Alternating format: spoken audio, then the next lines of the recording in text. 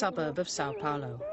Gita Stammer and the Nazi doctor enjoyed a secret love affair, and Mengele dedicated love poems to her in his diary.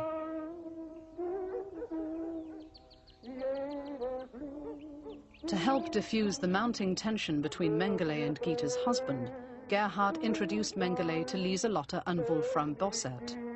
A former Nazi himself, Bossert held the same political convictions as his new friend. They found much in common, and Mengele became part of the family circle. With full confidence, he entrusted the Bosserts to manage his financial affairs with Hans Sedlmayr in Germany. In 1971, Wolfgang Gerhard returned to his native Austria. He left behind his Brazilian identity card. A change of photographs and Mengele became Wolfgang Gerhard. Meanwhile, Mengele had become more myth than man. Imaginary stories told of someone larger than life, a dangerous superhuman villain able to send Mossad agents home in body bags. Hundreds of unconfirmed sightings claim to have located him at any given moment, on every continent. Newspaper articles popularized the image of a fugitive, armed, protected, and very dangerous. An invincible criminal, impossible to catch. A false lead surfaced in Brazil when a TV reporter filmed this 3-second clip of a man mistaken for Mengele. The unfortunate face was instantly reproduced around the world, but the imagination of a retired policeman from Canada drew the most attention.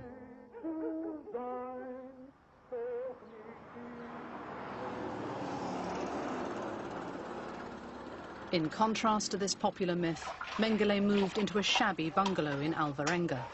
Except for 2 maids who looked after him, it was the first time he was completely alone.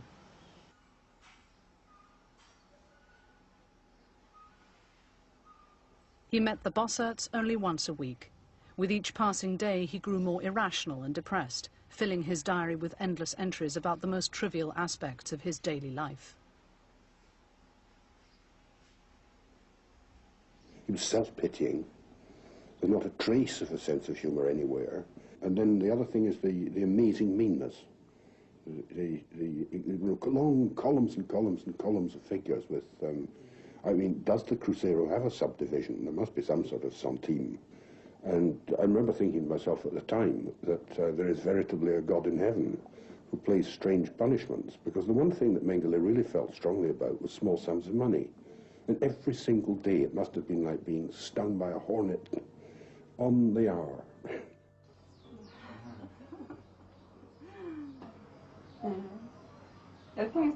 I began to miss him as time passed.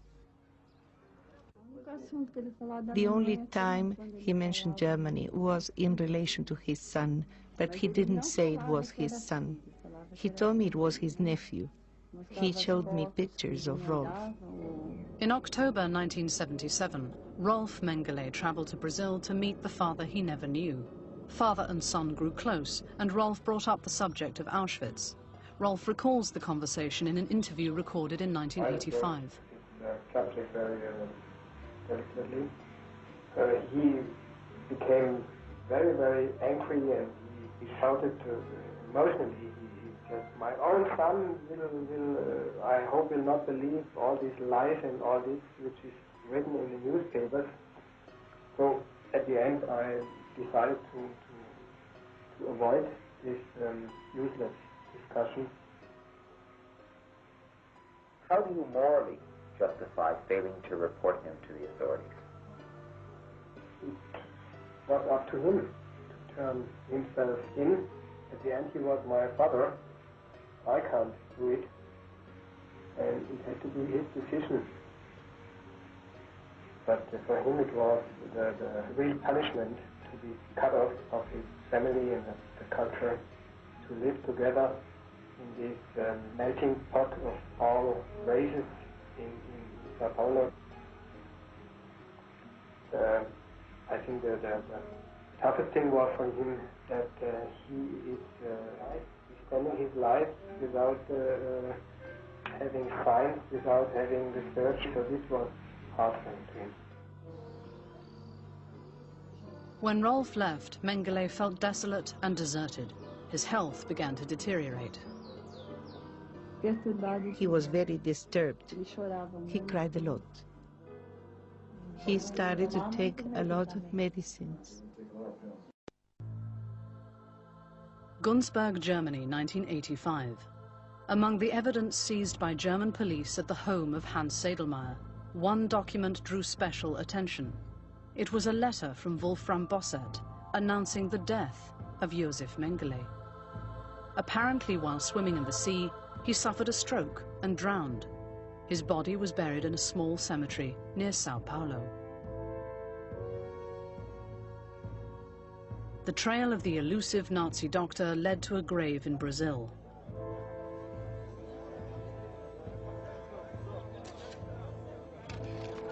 On the 6th of June 1985, escorted by Brazilian police, Lieselotte and Wolfram Bossert were rushed to the open grave. Cemetery records indicated that Wolfgang Gerhard was buried here next to his mother. But the Bosserts claimed that the remains were those of Josef Mengele, who was buried here after he drowned in February 1979. On the following day, investigators from Israel and America arrived in Brazil. We checked with the Germans and they said, no, this was serious. And that evening I was on flight to Sao Paulo. And we brought with us world-class experts. The foreign experts were shocked by the results of the exhumation. That was a disaster.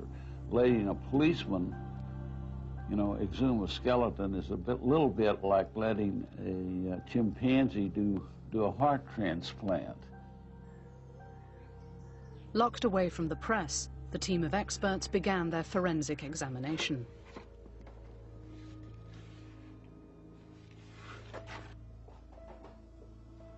Mengele's original SS files were sent from the Berlin Document Center to Brazil.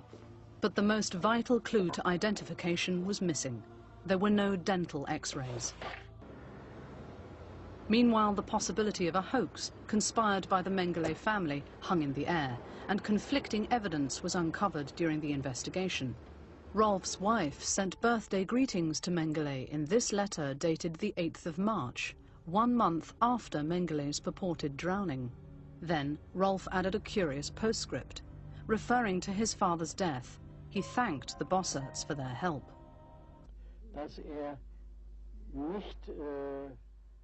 And in this interview with Dr. Munch, one of Mengele's former colleagues from Auschwitz, Munch recalls a visit by Sedlmayr and Mengele's son several years after the alleged death. They asked about Mengele's chances if he were brought to trial. The son didn't say much. Sedlmayr was the one who talked. Sedlmayr didn't say where he was. He only said that he's in a secure place.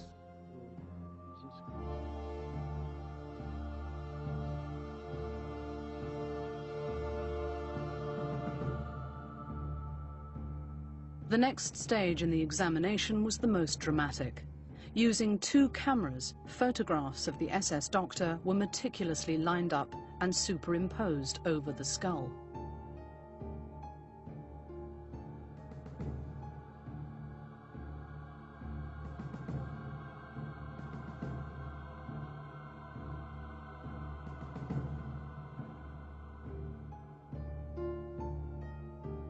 One feature that is noticeable in Dr. Mengele, he has a much larger brow ridge than average. Now these are... Although the effect was striking, most scientists only used it to narrow the prospects. There were still doubts and inconsistencies. But with the press clamoring outside and most evidence positive, a statement was made.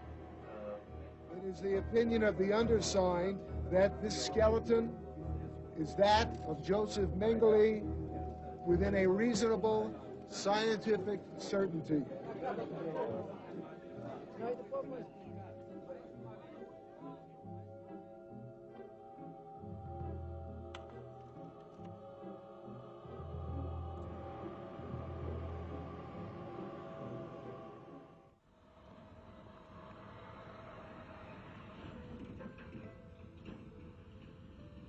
But the case was not laid to rest. 7 years later, technology had advanced. British scientists succeeded in coaxing DNA from a bone and matched it to DNA in blood samples taken from Rolf and his mother Irena.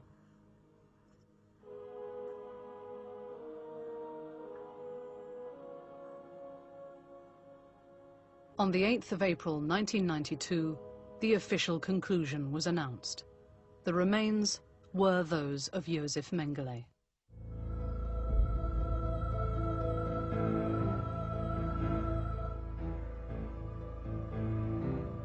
In the Immaculate Cemetery in Günzburg, the Mengele family traditionally buries its dead. Yet Günzburg is not the final resting place for Josef Mengele.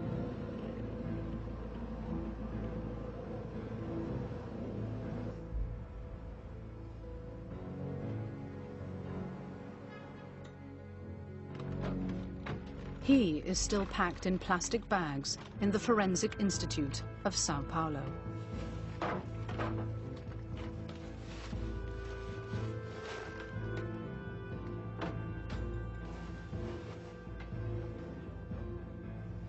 Este é o crânio do Mengele com a prótese que ele usava. Estes ossos se referem à coluna vertebral dele, tanto a cervical quanto a dorsal. What remains a mystery is why his loyal family, who supported him for years on the run, have never claimed his bones for burial.